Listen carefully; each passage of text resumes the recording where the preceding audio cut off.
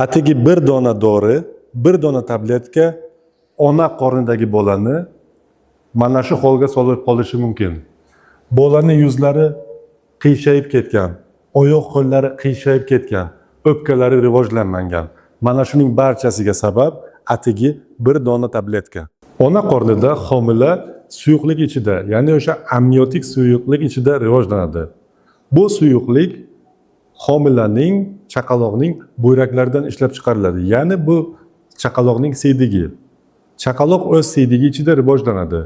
Bu suyuqlikning asosiy vazifasi birinchidan himoya qilish, amortizatsiya, ikkinchidan shu suyuqlikni yutish orqali chaqaloqning o'pkalari rivojlanadi. Shu suyuqlikning ishlab chiqarishiga APF ingibitorlari deb nomlangan dorilar ta'sir qiladi. Bu o'sha siz bilgan enalapril, captopril, berlipril, enam degan dorilar kiradi. Aynan homiladorlarga shu dorilar berilsa, ularning qornidagi bolaning buyraklari rivojlanmaydi va siydik ishlab chiqarishi kamayib ketadi. Buning hisobidan bola tiqilib qoladi. Uning qo'l oyoqlari qiyshiq bo'lib tug'iladi.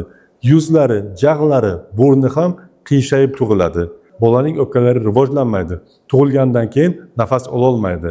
Bularning barchasiga sabab oddiy captopril, berlipril tabletkalari.